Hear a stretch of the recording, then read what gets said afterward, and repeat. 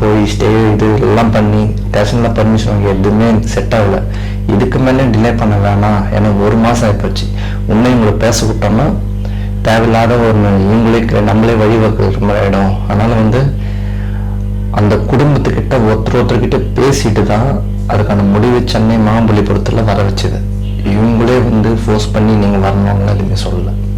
ஒரு குடும்பத்துக்கு தனிப்பட்ட முறையில் பேசி இன்னொன்று வர முடியுமா, நினைப்பாங்க. வர முடியல, எனக்கு பர்மிஷன் கிடைக்கல, நிறைய அதுக்கான இஷ்யூஸ் இருக்குது, அதனால் நான் டிலே பண்ண விரும்பலை, ஒரு ரிக்வெஸ்ட்டாக தான் கேட்குறேன்னு சொல்லி தான் அவங்கள எல்லாருமே வர வச்சது.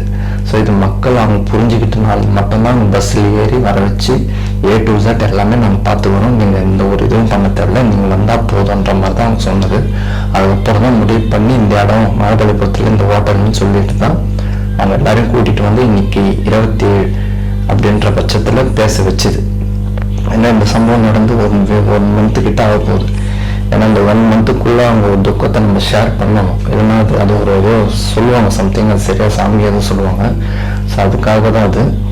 ஸோ விஜயண்ணா பார்த்தீங்கன்னா இந்த பப்ளிசிட்டிக்காகவும் இந்த கேமரா உள்ளே வீடியோ எடுக்கிறது, அவர் என்ன பண்ணுறதுன்ற வீடியோ எதுவுமே நான் அவங்கக்கிட்ட பேசணும், அவங்க என்கிட்ட மன விட்டு பேசணும்.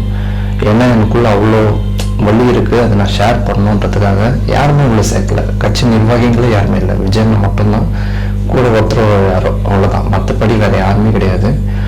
ஸோ அவர் அழுது தான் எல்லாமே பேசியிருக்காரு. ஏன்னா ஒரு குடும்பத்தோட சுச்சுவேஷனு, ஒரு குடும்பத்தில் இருந்த பொறுப்புகள், ஒரு அண்ணனாவோ ஒரு தங்கச்சி அம்மா அது மாதிரி எவ்வளோ பேர் இறந்துருக்காங்க. ஸோ அவர் கேட்கும் போதெல்லாம் அந்த வலி எப்படி இருக்குன்றது நம்ம எல்லாருக்குமே தெரியும். ஸோ அழுதுருக்காரு. உங்களுக்கு நான் இருக்கேன், நான் பண்ணித்தரேன், இதுக்கப்புறம் எந்த இதுவாக இருந்தாலும் நான் கூட நிற்பேன் அப்படின்னு சொல்லிடுறதுலாம் யார் நினச்சிருந்தா கட்சியும் சொல்லியிருக்கலாம்.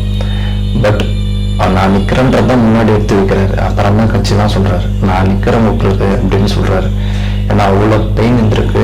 ஏன்னா இதை அப்படியே விட்டோன்னா அவருக்கு இன்னும் அது வெளியாகவே தெரியும். இவங்களை அதை பேச விடக்கூடாது, இவங்க கஷ்டப்பட விடக்கூடாதுன்றனால மட்டும்தான் சரி ஓகே என்னன்னாலும் பார்த்துக்கலாம்னு சொல்லி அவங்கள வர வச்சு அவங்க சம்பளத்தோடு தான் வர வச்சு எல்லாமே பண்ணது. அவர் சந்தித்து முடிச்சிட்டாரு. எல்லாருமே அவங்க பஸ் ஏற்றி கிளம்ப வச்சுட்டாங்க. விஜயனாவும் கிளம்பிட்டாரு. ஸோ என்ன பேசுனான்னு பார்த்தீங்கன்னா அதுதான், உங்களுக்கு கல்வி சம்மந்தப்பட்டதாக சரி, மருத்துவ செலவு சரி, இனி நடக்க போகிற கல்யாணம் எல்லா செலவுமே சரி எல்லாமே நான் பார்த்துக்கிறேன். ஒரு வீட்டில் என்னென்ன நடக்கணுமோ அதுக்கு நான் கடைசி வாழ்நாள் ஃபுல்லாக கூட தான் இருப்பேன்.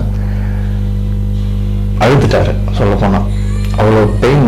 ஏன்னா ஒருத்தர் ஒரு குடும்பம் 2 குடும்பன்றது வேற, 41 குடும்பம். ஒரு குடும்பத்தை ஒரு அறையில் போய் சந்திச்சு அவங்ககிட்ட பேசி அவங்களுக்கு ஆறுதலாக